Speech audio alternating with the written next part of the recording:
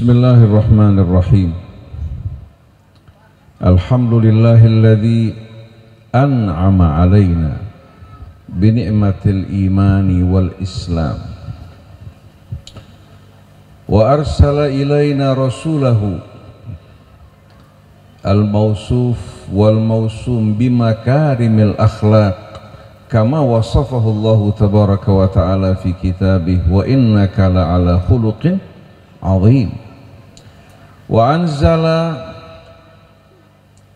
alaina kitabahu hudan wa rahmatan wa tibyanan likulli syai' wa ja'alahu Allah tabaraka wa ta'ala nuran wa rahmatan lil mu'minin salawatu rabbi wa salamuhu alaihi wa ala alihi wa sahbihi wa man ihtada bihadihi ila yaumiddin.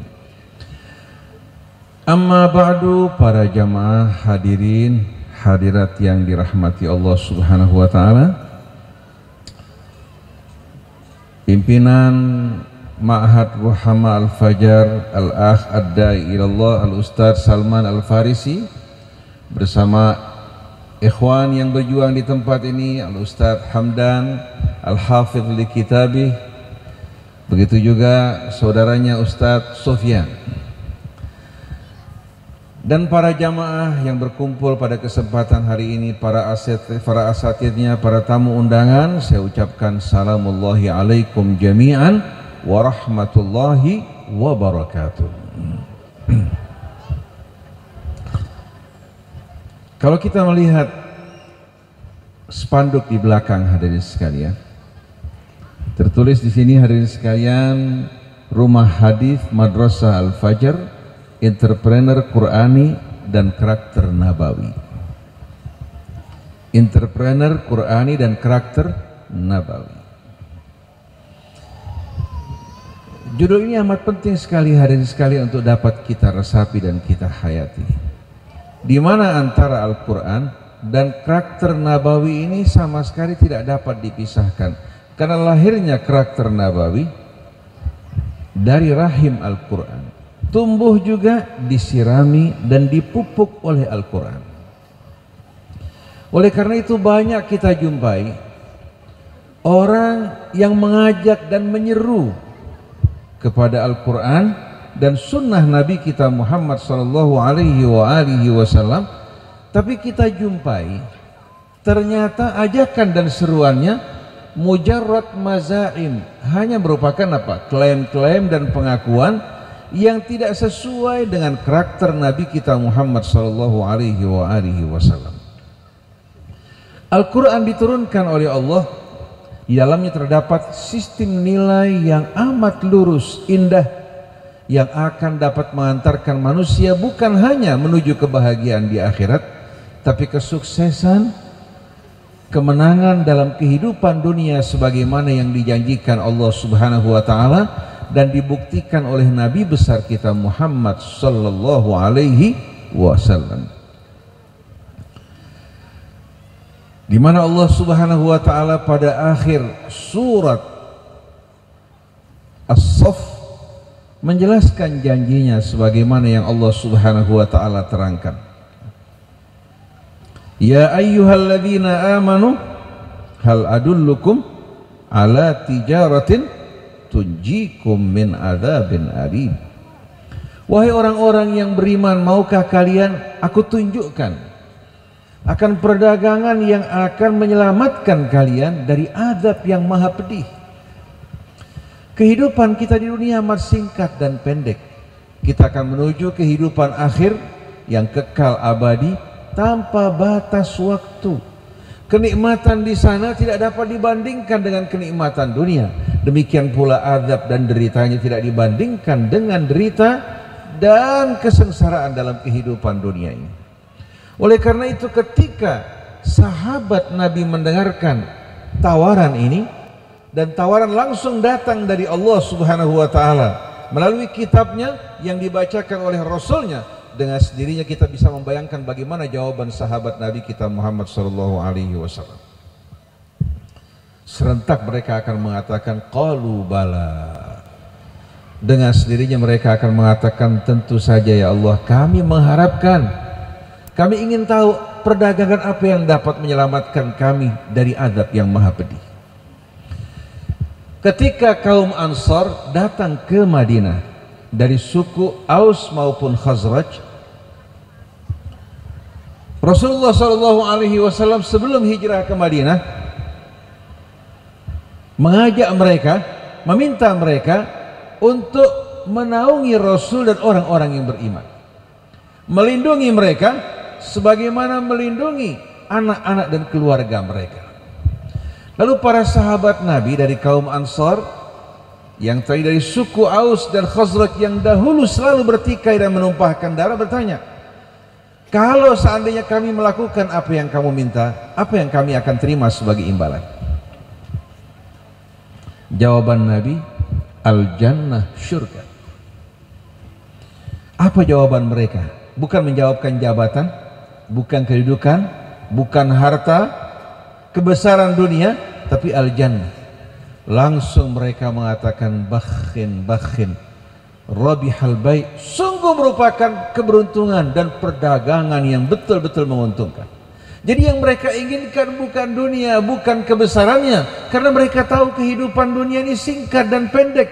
Tapi yang mereka inginkan adalah kehidupan dalam arti yang sebenarnya, taman-taman surganya yang mengalir di bawahnya sungai-sungai, hidup dalam kebahagiaan kekal tanpa ada kekeruhan, tanpa ada kesedihan, kedukaan dan penderitaan. Ya ayyuhalladzina amanu hal adullukum ala tijaratin tunjikum min adzabin alim. Wahai orang-orang yang beriman, maukah kalian aku tunjukkan satu perdagangan yang akan menyelamatkan kalian dari azab yang maha pedih. Lalu Allah Subhanahu wa taala menerangkan hakikat perdagangan tersebut, tu'minuna billahi wa rasuli. Kalian beriman kepada Allah dan Rasulnya. Iman bukan hanya sebatas kata dan ucapan, iman bukan hanya sekedar keyakinan dalam kalbu kita, tapi iman di samping keyakinan, dia akan menggerakkan seorang yang beriman untuk memperjuangkan nilai-nilai keimanannya, dan dia berupaya hidup sesuai dengan tuntunan.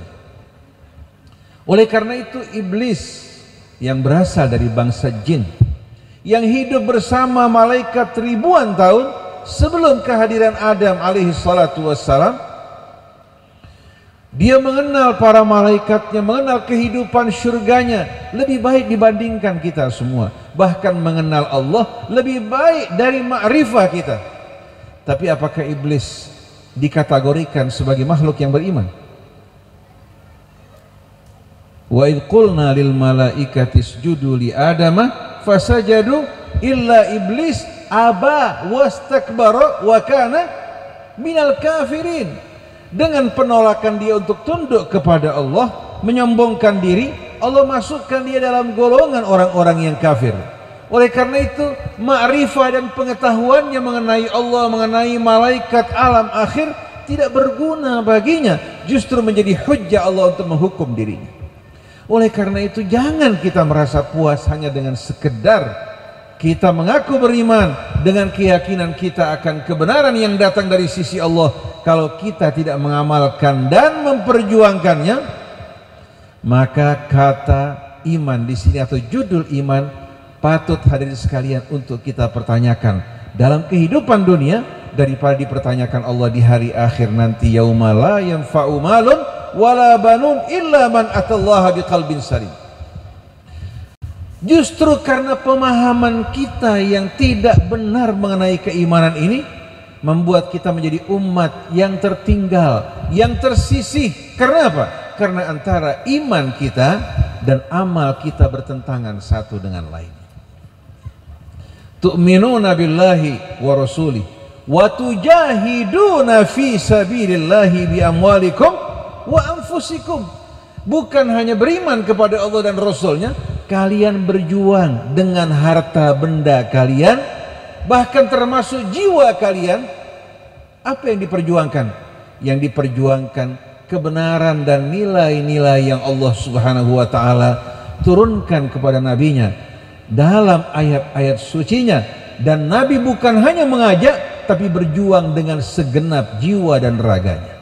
Selama 23 tahun Nabi hidup sebagai seorang Nabi dan Rasul. Semenjak beliau menerima Al-Quran, beliau tidak pernah beristirahat. Siang malam, bukan hanya mengajak, bahkan beliau juga hadirin sekalian dalam perjuangannya menghadapi cacian, makian, siksaan, penganiayaan, bahkan boikot dan blokade selama kurang lebih 3 tahun di Syi'ib, lembah yang bernama lembah Abu Talib. Kemudian beliau dipaksa untuk hijrah meninggalkan tanah kelahirannya, kota suci yang dicintainya. Setelah hijrah ke sana hadirin sekalian, selama tidak kurang 10 tahun Nabi berjuang di medan perang, bukan karena Nabi melakukan invasi untuk melakukan ekspansi kekuasaan, tapi untuk menolak kezaliman dan memerangi mereka-mereka yang menghalang-halangi manusia untuk menerima kebenaran. Agar semua orang memiliki hak untuk mendengar pesan-pesan yang datang dari Allah. Setelah dia mendengar, faman syaa falyu'min wa man syaa falyakfur, tanpa paksaan. Siapa yang ingin beriman, dia dapat beriman tanpa ketakutan. Siapa yang memiliki kekafiran, tidak akan ada paksaan baginya untuk beriman masuk ke dalam Islam. Ini merupakan ajaran yang disampaikan oleh Nabi kita Muhammad SAW. Wa tujahiduna fi sabilillah. Kalau keimanan tidak mendorong kita untuk beramal sesuai dengan keyakinan kita, tidak mendorong kita untuk mengajak orang lain untuk dapat memahami, mengenal keimanan yang begitu indah, agung dan mulia, berarti di hati kita kedudukan agama ini amat rendah, amat sepele dan kecil. Ini yang mengakibatkan kenapa umat Islam tidak berkembang dengan pesat, karena kedudukan agama Allah di hati kita amat kecil. Kita lebih mengutamakan dunia dan nilai-nilai serta hiasannya dibandingkan agama ini yang akan dapat mengantarkan manusia menuju kebahagiaannya. Dan setiap orang yang berjuang di jalan Allah, mengajak kepada agama Allah, dia akan mendapatkan saham dari dakwah dan perjuangannya. Oleh karena itu, tawaran ini bukan hanya berlaku untuk Nabi kita, untuk para sahabat Nabinya, berlaku juga untuk bapak-bapak, ibu-ibu sekalian. Nah, ma'had ini yang didirikan oleh Ustadz Salman bersama saudara dan rekan-rekan yang lain, ini merupakan tempat di mana hadirin sekalian mendidik orang-orang yang dipersiapkan untuk dapat betul-betul meresapi, menyatu dengan nilai Al-Quran dan memahami karakter nabawi dalam arti yang sebenarnya. Karena tidak mungkin sama sekali orang memahami karakter nabawi tanpa memahami Al-Quran. Kalau hanya kembali kepada riwayat tanpa kembali kepada Al-Quran, berapa banyak orang-orang yang salah kaprah dalam memahami karakter Nabi kita Muhammad SAW. Wa tujahiduna fi sabilillahi bi amwalikum wa anfusikum dzalikum khairul lakum in kuntum ta'lamun. Jangan kalian memandang besar apa yang kalian keluarkan. Jangan kalian memandang besar derita cobaan yang kalian rasakan. Kalau kalian tahu balasan yang Allah sediakan bagi orang-orang yang berjuang di jalan Allah, setiap orang hari ini sekalian bahkan dalam mimpinya ingin berjuang di jalan Allah Subhanahu wa taala. Berjuang di jalan Allah bukan berarti kita mengangkat pedang di medan perang, bukan. Itu hanya pada saat peperangan, sedangkan selebihnya waktu yang begitu luas pada masa-masa perdamaian kita mendidik, mengkader, mengajak pada kebaikan, berakhlak mulia, menjadi contoh di tengah keluarga, masyarakat, bangsa kita. Ini merupakan hari ini sekalian perjuangan yang amat besar. Perjuangan di medan perang hanya beberapa saat, sedangkan perjuangan untuk dapat betul-betul berakhlak dengan akhlak Nabi kita, mengajak kepada nilai-nilai yang beliau perjuangkan, menghadapi tantangan, menghadapi fitnah, menghadapi cemoohan, bukan merupakan satu hal yang mudah. Dzalikum khairul lakum in kuntum ta'lamun. Apa yang Allah janjikan? Yaghfir lakum dzunubakum. Allah akan mengampuni dosa-dosa kalian. Perhatikan para jamaah sekalian, dalam Al-Quran seringkali kita mendengar yaghfir lakum min dzunubikum. Yaghfir lakum min dzunubikum. Kalau pada ayat ini yaghfir lakum dzunubakum, apa bedanya Bapak Ibu sekalian? Kalau yaghfir lakum min dzunubikum tidak menjelaskan semua dosa kita. Allah akan mengampuni sebahagian dosa-dosa kalian. Artinya dengan amal-amal soleh yang kita lakukan, sebahagian dosa kita terhapus sedikit demi sedikit. Tapi kalau pada ayat ini Allah menjanjikan ampunannya untuk seluruh dosa kalian. Karena apa? Karena berbeda orang-orang yang beriman kepada Allah, berjuang di jalannya, dengan orang-orang hadirin sekalian yang perannya hanya sekedar beramal untuk dirinya, tidak mengajak umat pada kebaikan. Dan berdakwah, mengajak kepada kebaikan, tidak mengharuskan Bapak Ibu memiliki uang. Dengan kata-kata yang baik, menjadi contoh yang baik di tengah keluarga, mengajak teman-teman kita untuk dapat mengenal keindahan al-Islam, petunjuknya, ayat-ayatnya, dimulai dari diri kita dan contoh yang baik. Ini merupakan dakwah yang amat indah. Yaghfir lakum dzunubakum wa yudkhilkum jannatin tajri min tahtihal anhar, dan Allah akan memasukkan kalian ke dalam taman-taman surga yang mengalir di bawahnya beraneka macam sungai. Sungai madunya bukan dari lebah tapi dari mata air, sungai susunya, kemudian sungai khamr yang tidak memabukkan, air jernih yang beraroma semerbak, semua disediakan Allah sebagaimana disebutkan Allah dalam surat Muhammad. Wa yudkhilkum jannatin tajri min tahtihal anhar wa masakina thayyibatan fi jannati adnin, dan tempat-tempat kediaman yang amat indah permai yang tidak digambarkan hakikatnya oleh Allah di taman surga, tempat kediaman yang indah kekal abadi untuk selama-lamanya. Bukan seperti rumah kita saat ini, betapapun besarnya, banyak serba-serbi kehidupan yang membuat orang tidak dapat menikmati rumahnya, berbagai macam kekeruhan. Tapi di sana hadirin sekalian, kehidupan yang damai, indah. Tidak lagi orang merasakan derita, kesedihan, kedukaan, pemandangan yang penuh cinta kasih, kasih sayang, terbebas dari kedengkian dan kebencian. Wa masakina thayyibatan fi jannati adnin dzalikal fawzul azim. Kalau kalian ingin tahu apa itu kesuksesan yang besar, maka itulah merupakan kesuksesan yang besar dalam arti yang sebenarnya. Bukan kekayaan yang digapai seseorang, bukan kedudukan tinggi, bukan pula hadirin sekalian nama yang besar dan muluk, tapi keselamatan dari azab api neraka, kebahagiaan berkumpul bersama para nabi rasulnya di taman surganya, itulah merupakan keberuntungan dalam arti yang sebenarnya. Di samping taman surga, keindahan yang Allah janjikan dan ampunan dosa, wa ukhra tuhibbunaha, ada lagi janji Allah, karunia Allah yang kalian cintai, yang kalian rindukan. Wa ukhra tuhibbunaha nasrun minallah, kemenangan yang Allah janjikan, kemenangan yang merupakan karunia dan anugerah dari Allah Subhanahu wa taala. Wa fathun qarib, dan Allah menjanjikan bagi Rasulnya, bagi sahabatnya, untuk dapat kembali hadirin sekalian membuka kota Mekah, merebutnya kembali dari tangan kaum musyrikin, dan membukanya bagi orang-orang yang beriman untuk dapat menikmati rahmat dan karunia Allah yang Allah tuangkan pada rumah tersebut dan orang-orang di sekitarnya. Wa basyiril mu'minin, sampaikan kabar gembira ini untuk orang-orang yang beriman. Para jamaah hadirin hadirat yang dirahmati dan dimuliakan oleh Allah Subhanahu wa taala. Di tengah-tengah bangsa kita yang jumlahnya cukup besar, mayoritas penduduknya beragama Islam, membutuhkan wadah-wadah pendidikan yang dapat mendidik mereka menjadi umat yang betul-betul dapat memahami kitab sucinya dengan sebaik-baiknya, meneladani Rasulnya. Kalau kita dapat memiliki karakter nabawi yang sebaik-baiknya, tanpa susah payah orang akan berbondong-bondong masuk ke dalam Islam.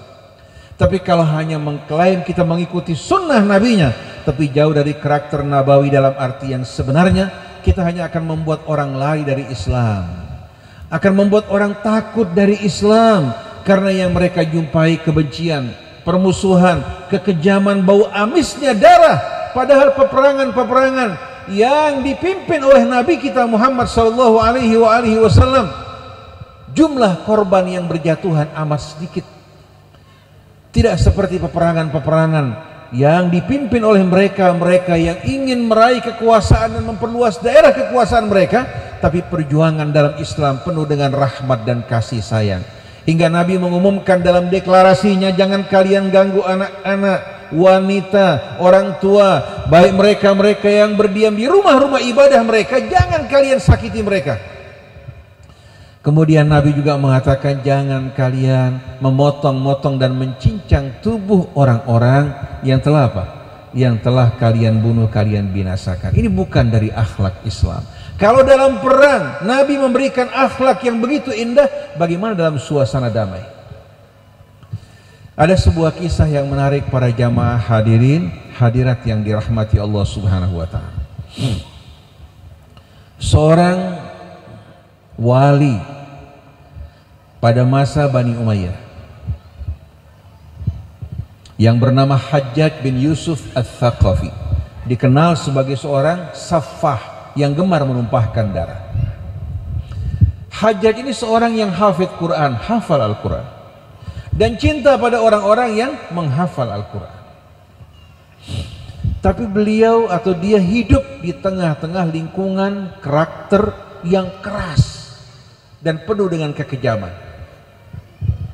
Oleh karena itu banyak orang-orang yang dibantai oleh Hajjaj dan binasa tanpa dasar kebenaran. Satu hari datang seorang badui ke hadapan Hajjaj. Lalu Hajjaj bertanya, hal hafidta syai'an minal Quran? Apa kamu menghafal sedikit dari Al-Quran? Dia mengatakan, na'am, hafid, saya menghafal.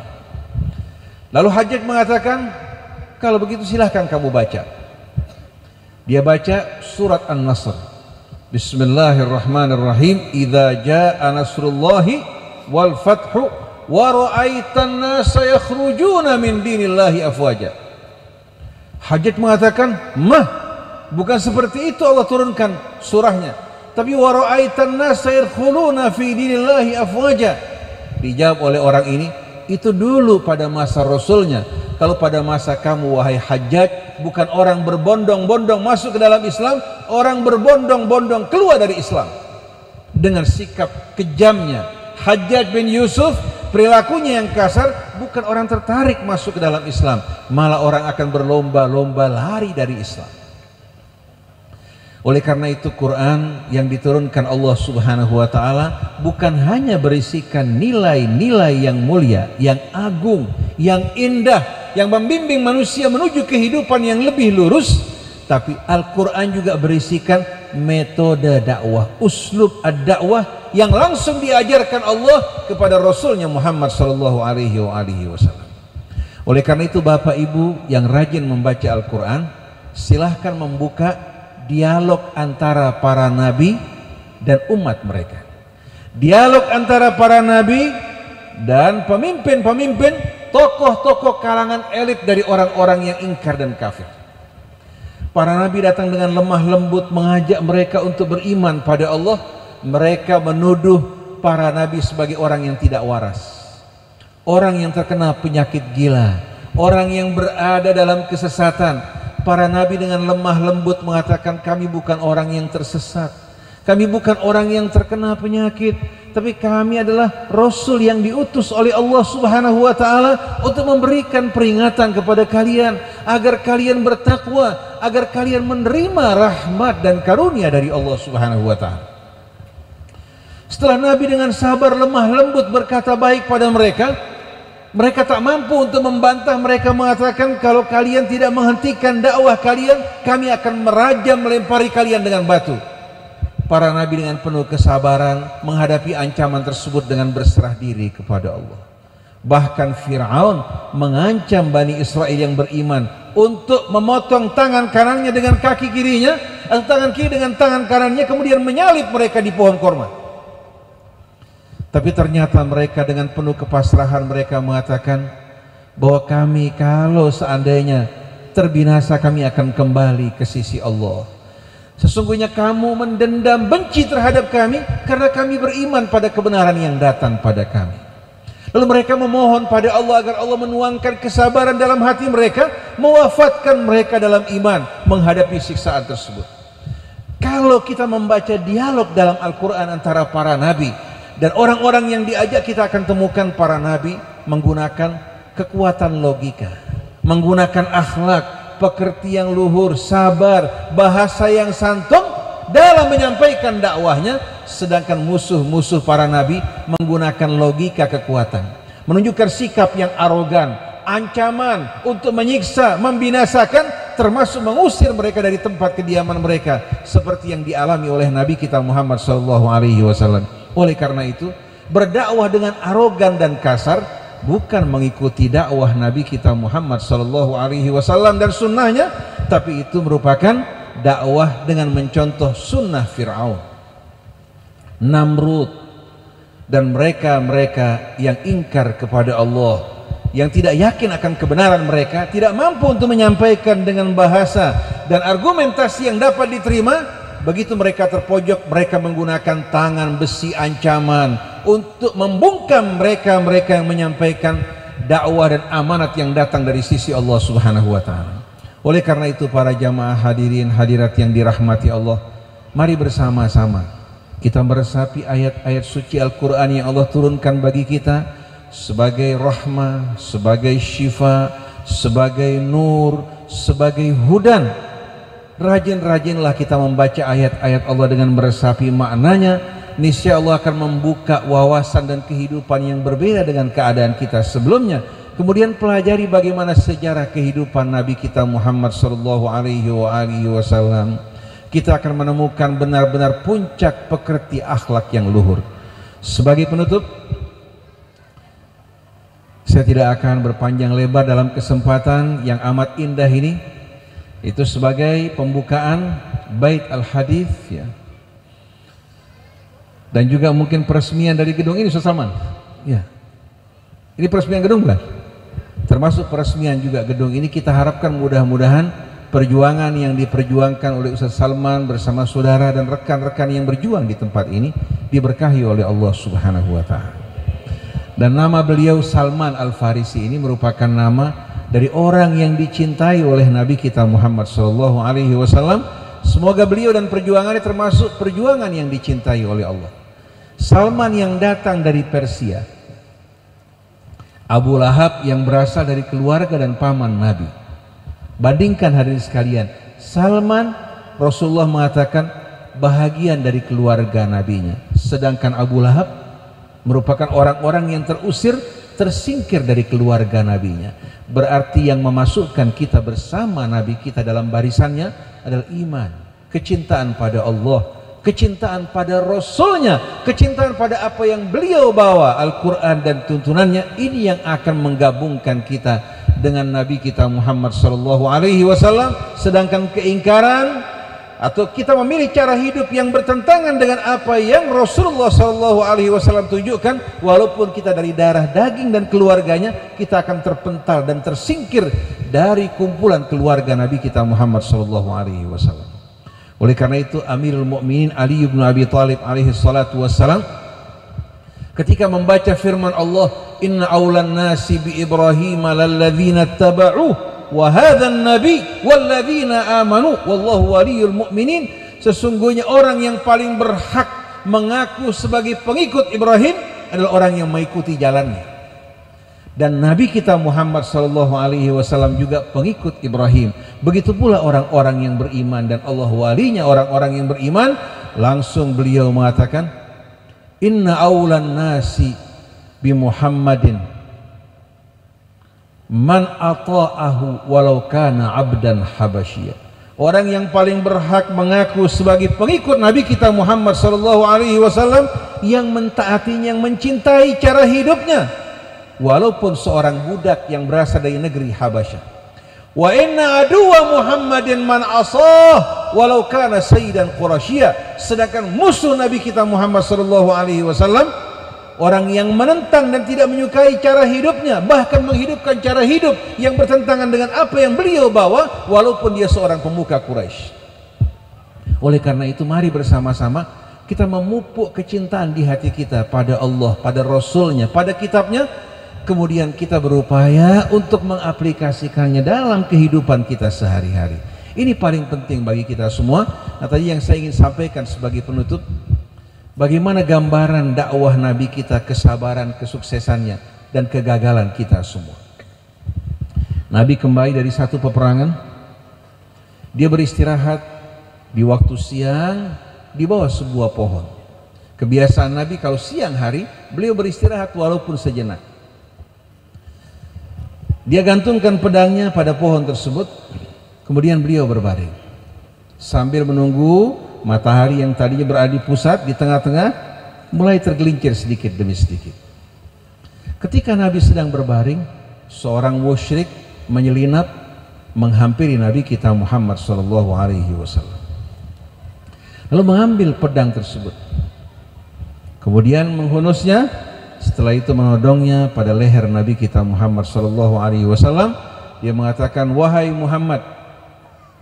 Nabi kita bangun. Orang tersebut mengatakan, man yamna'uka minni, siapa sekarang yang akan melindungi kamu? Rasul dengan tenang mengatakan, Allah. Langsung tangan orang tersebut tergetar, pedangnya terjatuh. Lalu Nabi datang mengambil pedang tersebut, kemudian menodongnya di lehernya, berkata, wa man yamna'uka minni ayyuhar rajul, sekarang siapa yang akan melindungi kamu? Dia mengatakan, la ahad, tidak ada seorang pun yang akan melindungi saya.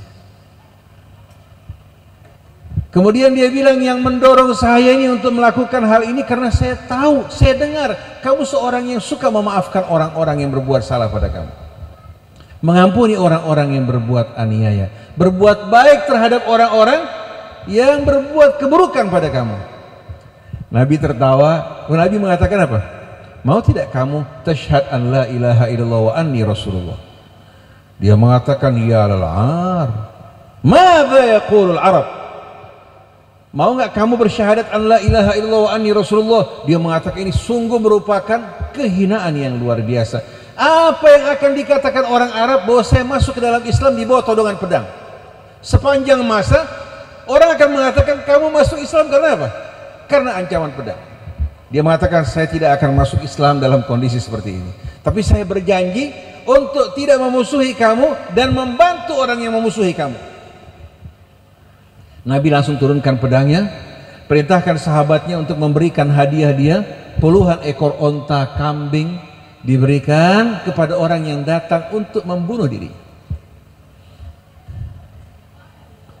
Ini orang langsung kembali ke tengah kaumnya dalam keadaan terpaku, membayangkan bagaimana niat buruknya dibalas dengan kebaikan. Begitu berjumpa dengan kaumnya, mereka mengatakan, bagaimana kamu berhasil membunuh Muhammad? Dia mengatakan, ji'tukum min indi akramin nas, saya datang dari orang yang paling dermawan, saya datang untuk membunuh dirinya, justru dia balas saya dengan kebaikan yang kamu lihat. Ucapan orang ini membuat kaumnya semua tergerak untuk masuk ke dalam Islam. Berbondong-bondong kaumnya bersama orang ini datang ke hadapan Rasulullah SAW mengatakan, ya Rasulullah, dahulu di muka bumi ini tidak ada orang yang lebih saya benci dari kamu, tapi sekarang di atas muka bumi tidak ada orang yang lebih saya cintai dari kamu. Dahulu kalau ada orang yang pertama terkena bahaya, saya harapkan adalah kamu. Sekarang saya berharap engkau orang yang paling dijauhkan dari bahaya tersebut. Oleh karena itu mereka mengatakan, bi abi wa ummi anta ya Rasulullah, aku tebus dirimu dengan ayah dan ibuku. Mungkin orang mengatakan, kok ditebus dengan ayah ibunya bukan dengan dirinya? Orang Arab itu punya kebanggaan terhadap orang tua lebih daripada diri sendiri. Kalau dia rela mempersembahkan ayah ibunya sebagai tebusan, baginya dirinya bukan merupakan sesuatu yang berarti. Kita lihat bagaimana akhlak Nabi kita, bandingkan dengan akhlak kita yang berdakwah di jalan Allah Subhanahu wa taala. Jauh apa tidak? Oleh karena itu, seorang dermawan suka hadirin sekalian membagi-bagikan uang, membantu orang-orang yang susah. Hingga satu orang pengusaha datang sama dia. Dia mengatakan apa? Kalau kamu kelebihan uang, investasikan sama saya janjikan keuntungan yang besar buat kamu. Karena ini orang hobi berinfak, membantu orang yang susah. Kekayaannya bukan makin berkurang, malah makin bertambah. Dijawab oleh orang ini, bagi saya harta ini hanya merupakan rangkaian angka. Harta buat saya hanya merupakan rangkaian angka. Tidak penting berapa jumlahnya, triliun, di atas itu, ini semua hanya rangkaian angka. Yang terpenting bagaimana kita menempatkan menggunakan harta tersebut. Itu yang paling penting. Kalau bapak menggunakan harta yang Allah berikan walaupun sedikit di jalan Allah dalam keridhaannya, itu merupakan harta yang mulia. Tapi kalau harta yang kita dapatkan bagaimanapun besarnya membuat kita kikir, tidak peduli dalam melakukan kebaikan, bahkan menutup pintu kita untuk membantu orang-orang yang datang mengetuk rumah kita, orang semacam ini kekayaannya sama sekali tidak memberikan manfaat baginya, justru kerugian yang amat besar. Mudah-mudahan Bapak Ibu hadirin hadirat yang datang pada kesempatan pagi hari ini berkumpul bersama-sama, Allah limpahkan rahmat berkahnya, dengan langkahnya Allah ampuni dosa-dosanya, kemudian Allah Subhanahu wa ta'ala perbaiki anak keturunan kita semua dan bahagiakan rumah tangga kita. Kalau suami ibu sebelumnya kurang dekat dengan Allah, dengan Rasulnya dan kitabnya, semoga Allah Subhanahu wa ta'ala buka pintu hatinya. Kalau istri bapak-bapak sebelumnya kurang dekat dengan Allah Subhanahu wa ta'ala, Rasulnya dan kitabnya, semoga Allah Subhanahu wa ta'ala buka pintu hati mereka. Begitu pula kalau anak-anak kita yang selama ini jauh dari Allah, Rasulnya, kitab sucinya dan sunnah nabinya, kita berharap semoga Allah Subhanahu wa ta'ala membuka hati mereka, mengampuni dosa kita semua, kedua orang tua kita, dan memasukkan kita ke dalam taman surganya bersama nabinya, keluarganya, para sahabatnya, membersihkan hati kita dari kebencian sekecil apapun terhadap orang yang beriman, mendidik kita untuk bersabar menghadapi mereka, berdakwah mengajak mereka ke jalan Allah, dan menghiasi kita dengan makarimul akhlak. Subhanakallahumma wa bihamdik, asyhadu an la ilaha illa anta, astaghfiruka wa atubu ilaik, wal afu minkum, wassalamu alaikum warahmatullahi wabarakatuh.